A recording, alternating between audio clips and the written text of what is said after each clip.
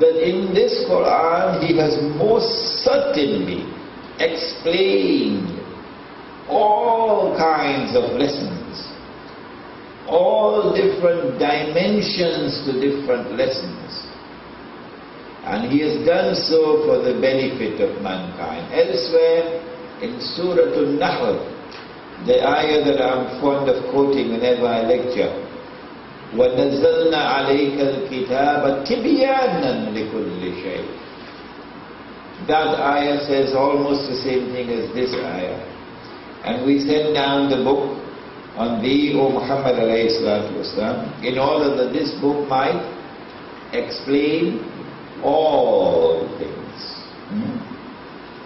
And so we must turn to the Quran, that the Quran may explain to us our political conduct, our economic conduct, our social conduct. وَكَانَ الْإِنسَانُ أَكْثَرَ شَيْءٍ جَدَلًا. But even though Allah has sent down that which explains all things in this Quran, He sent it down. Yet He says, but people rare quarrelsome. He said, people rare quarrelsome, contending with each other, contending with the book, arguing with the book on all things, instead of submitting to that which has come down in this Quran. No, they have an argument for everything. وَمَا مَنَعَ النَّاسَ أَن يُؤْمِنُوا إِذْ جَاءَهُمُ الْهُدَى.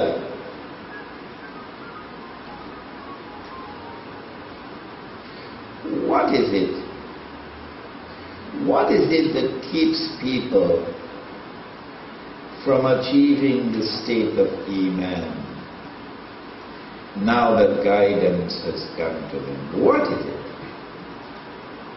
وَيَسْتَغْفِرُ رَبَّهُمْ. What is it that hinders people from turning to their Rabb and seeking forgiveness for their sins? What is it that obstructs them?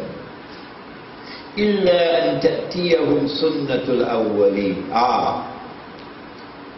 What obstructs them is that they want to follow the same path of those who came before them and get the same punishment of those who came before them. أَوْ يَأْتِيَهُمُ الْعَذَابُ قُبُلًا. Or the other reason is they harden, they stubborn, they are prepared to submit until the punishment is there. When the punishment faces them in their face, only at that time they don't want to submit. وَمَا نُرْسِلُ الْمُرْسَلِينَ إِلَّا مُبَشِّرِينَ وَمُنذِرِينَ وَيُجَادِلُ الَّذِينَ كَفَرُوا بِالْبَاطِلِ لِيُدْحِضُوا بِهِ الْحَقَّ وَاتَّخَذُوا آيَاتِي وَمَا أُنذِرُوا هُزُوًا. But we send our prophets, we send our messengers with only this mission. On the one hand, to deliver a message of glad tidings, a message of reward, a promise of reward. And we also send them to warn. But there are those who are bent on rejecting the truth which has come from Allah. Those who are bent on rejecting the truth which has come from Allah, they always respond with all kind of crooked arguments. Like, for example, I know this one is going to be a little hard.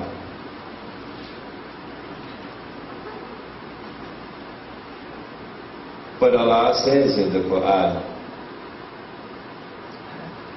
when you marry and you go to your wives, you go to them to search for what Allah has written for you. This is in Surah Al-Baqarah. فَالْآنَ بَاشِرُهُنَّ. So now embrace them, your wives. And when you embrace them, وَابْتَغُوا مَا كَتَبَ اللَّهُ لَكُمْ. And now seek for what Allah has written for you. But today, say no. Allah can't do the right thing. We have to do the right thing ourselves. We have to decide how many children we want to have. And we have to decide when we want to have the children. And now with ultrasound and things, we have to decide whether we want a boy or a girl.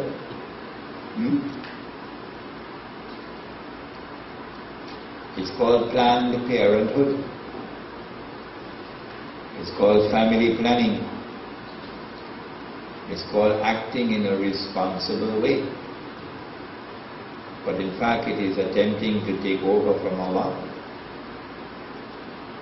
It is a disobedience of Allah's command in the Quran, وَابْتَغُوا مَا كَتَبَ اللَّهُ لَكُمْ. And so now search for what Allah has written for you. I went to Plum Mitan about 2 months ago. Plum Mitan, close to the lagoon, the Koropush lagoon, to a Hindu family. Her husband was a laborer working in the construction houses and so on. He'd come from Guyana, married a Trinidadian Hindu girl. They had 10 children. 10.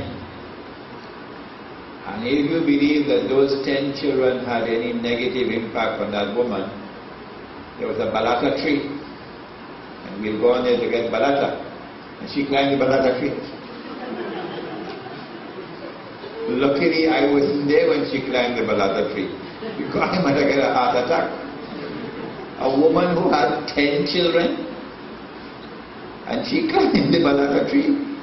And when you climb the balata tree, you can't shake the branch, because the balata will fall and crack. You can't take a cutlass and cut the branch, because again the balata will fall.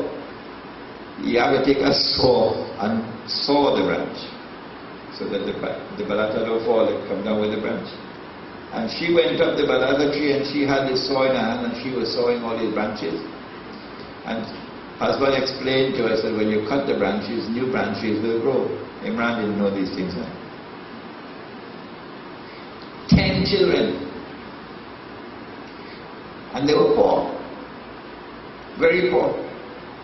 And the woman explained to me, these are my diamonds, this is my gold, this is my treasure here, these children. Teaching a lesson that the rich don't know. Now, when the dunya attacks us in this way, and we are now trapped in taking over from Allah and deciding how many children we want to have and when we want to have the children, we have actually turned away from Allah.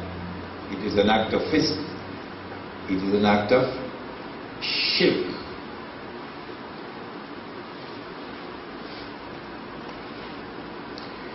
But when you raise this argument, guess what happens? You will find people coming forward with all kind of crooked argument to reject this, to argue against this. So Allah says in the Quran,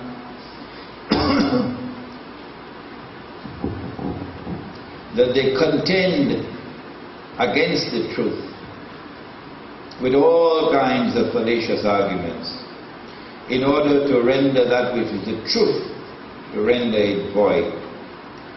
And what they intend to do, actually, says Allah, is to take my message, to take the warning that I have sent, and to make it a target of their mockery. These are Allah's words. That is their plan. To make it a target of their mockery. وَمَنْ أَظْلَمُ مِمَّنْ ذُكِّرَ بِآيَاتِ رَبِّهِ فَأَعْرَضَ عَنْهَا وَنَسِيَ مَا قَدَّمَتْ يَدَاهُ. The wickedest of all is he to whom Allah's messages are conveyed. And when they are conveyed, he turns away from them. And he forgets the evil which he himself with his own hands committed.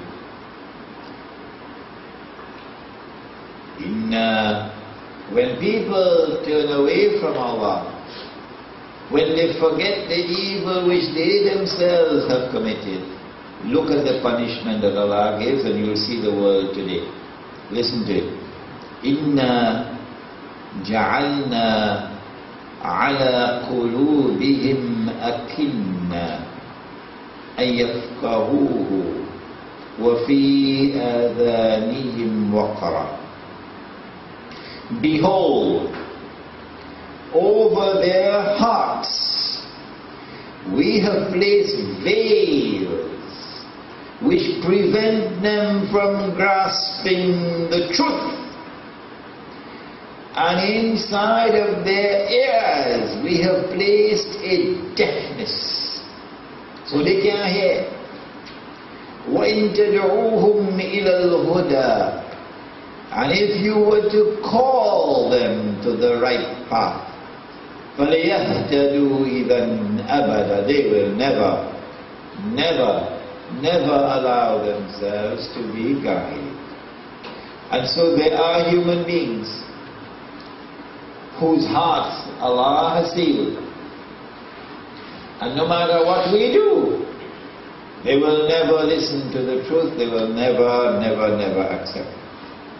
وَرَبُّكَ الْغَفُورُ ذُو الرَّحْمَةِ.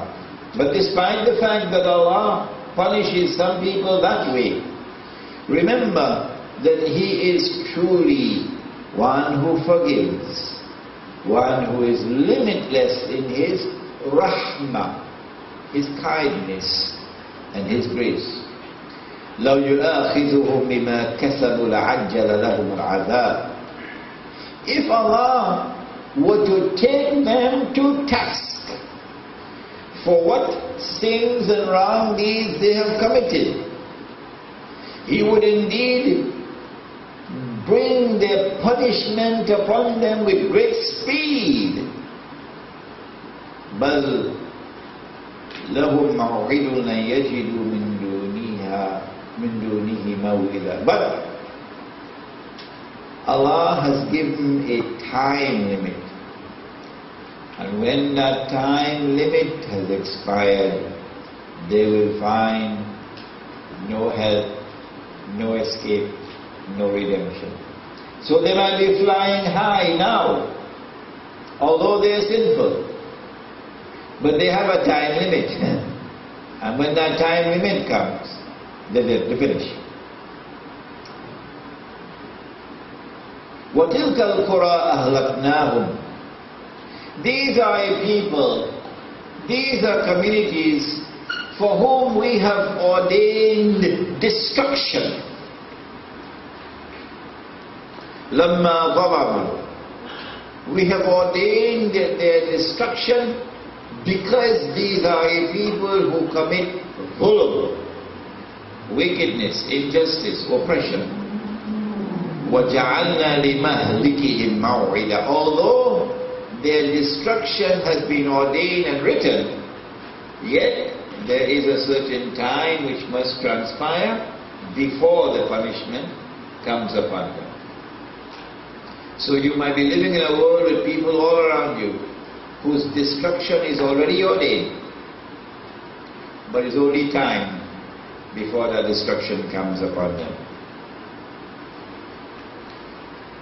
Now we come to, let's do this very quickly because we've done it before. وَإِذْ قَالَ مُوسَى لِفَتَاهُ لَا أَبْرَحُ حَتَّى أَبْلُغَ مَجْمَعَ الْبَحْرَيْنِ وَأَمْضِيَ حُقُبًا. Musa alayhi salam